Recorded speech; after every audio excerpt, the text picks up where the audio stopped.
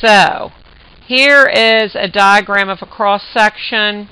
Here's a close-up of this cuticle, this outer coating epidermis. And we're going to look at these in lab. Here's the stomata. Here are guard cells, okay? So these open and close. They close at night because remember, in normal C3 plants, photosynthesis does not occur at night. So then oxygen and CO2 don't traverse. CO2 cannot enter.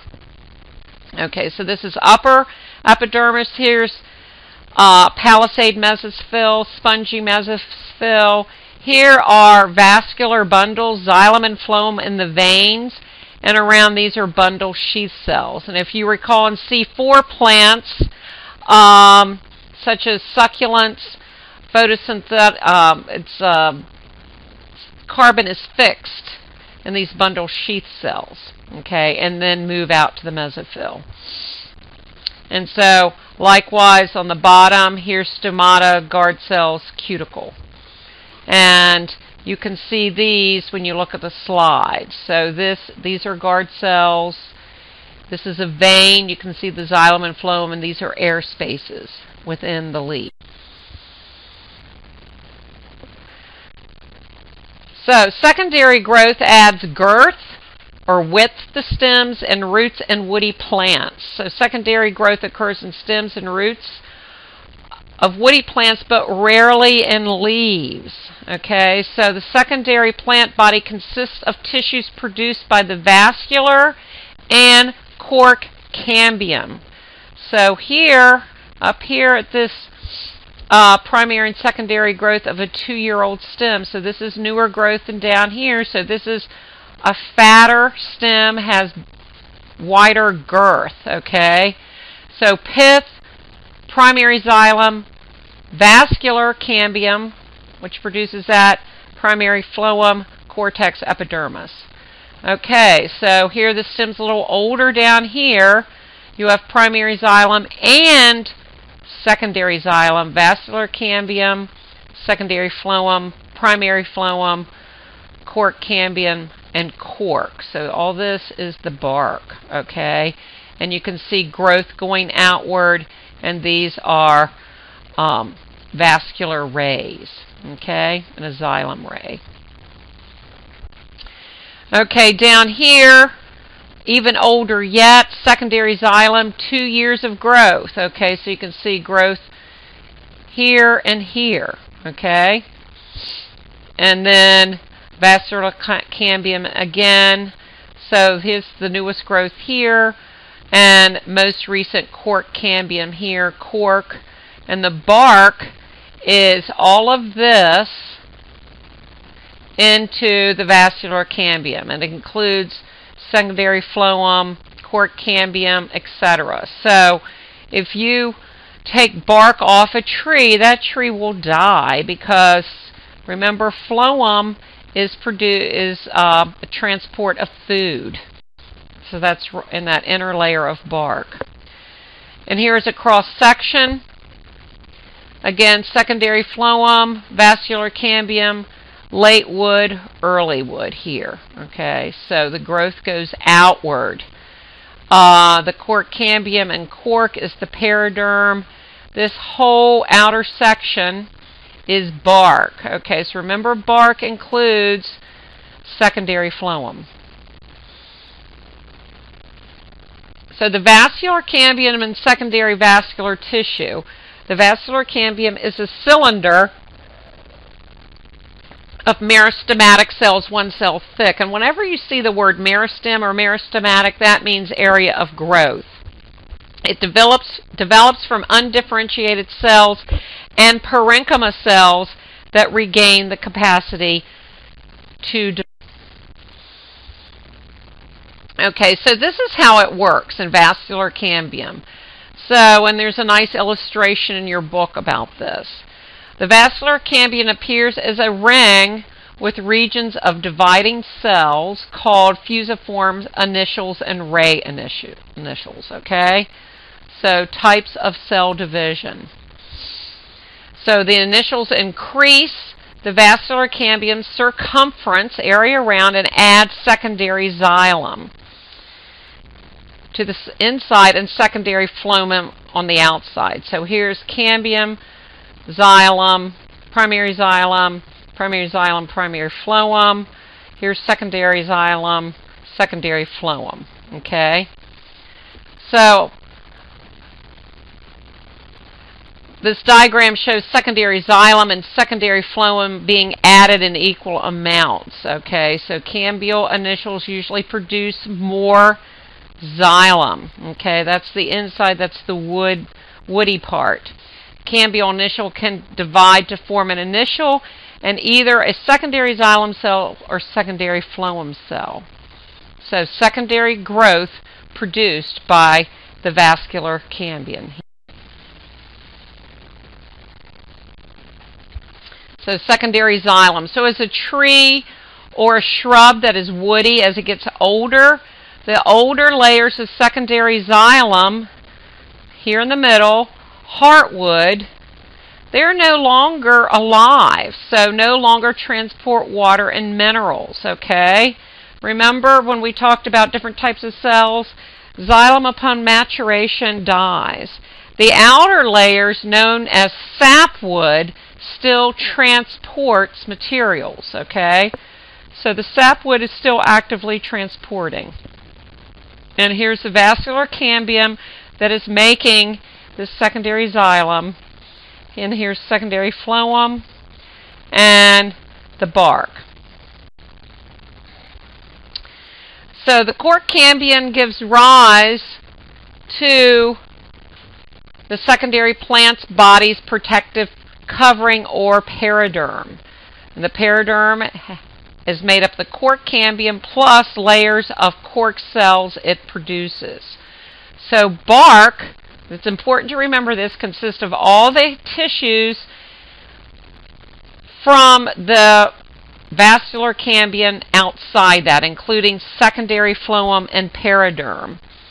So I'm sure you've seen pictures of like the big tree out in Sequoia National Park out in California, and it's cut through, and people could like walk through it and drive through it. So after it was cut through, it lived for about 80-some years.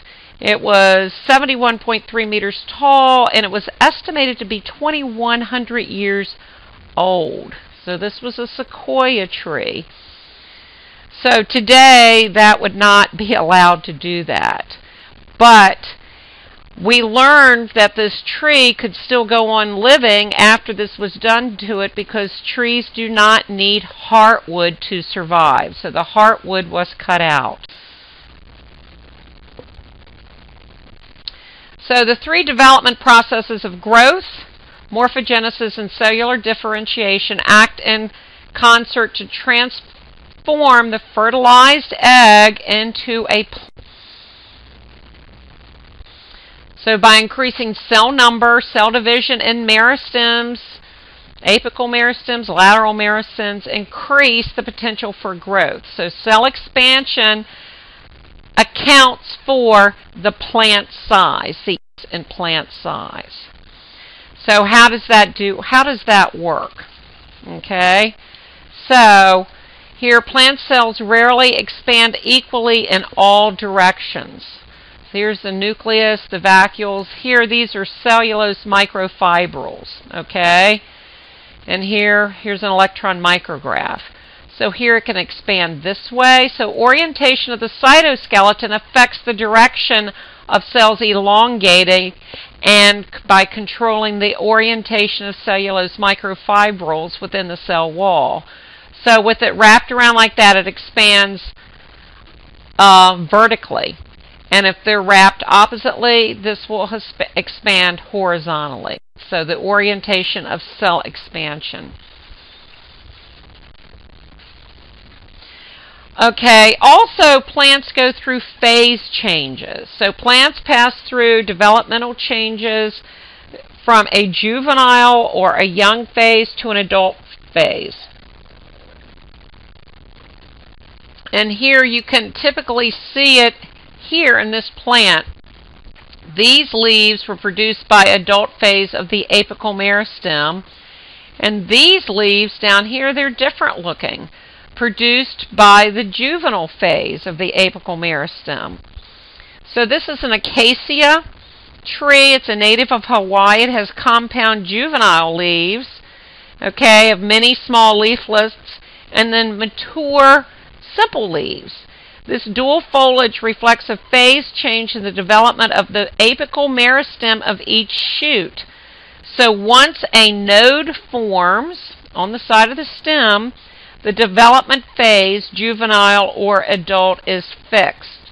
So compound leaves do not mature into simple leaves. These phase changes. Okay, so when does a plant know when to flower?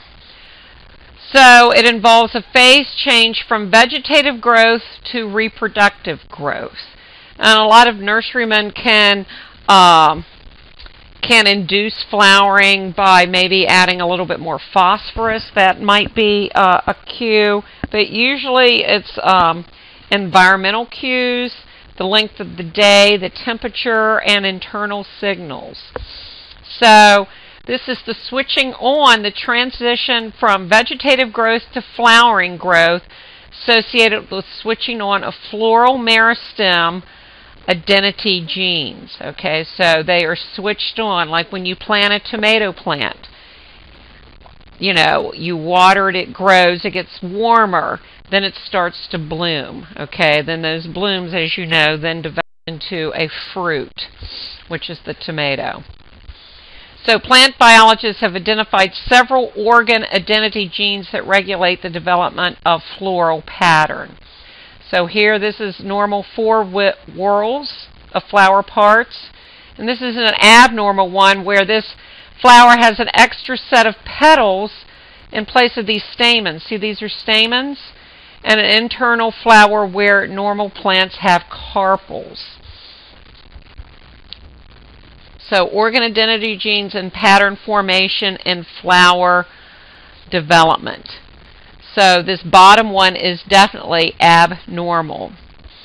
So several mutations here have caused abnormal flowers to develop with an extra.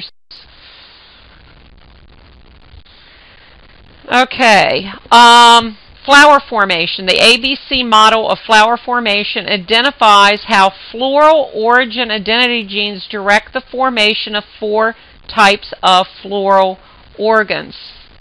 Sepals, the green leaflets, petals that are pigmented, stamens, the male reproductive part, and carpels, the female. Okay?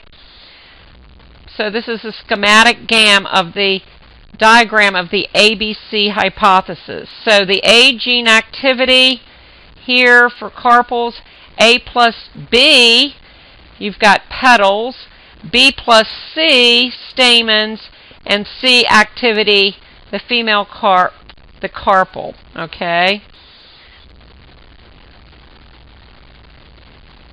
So the sepals develop from the meristematic region where only A genes are active.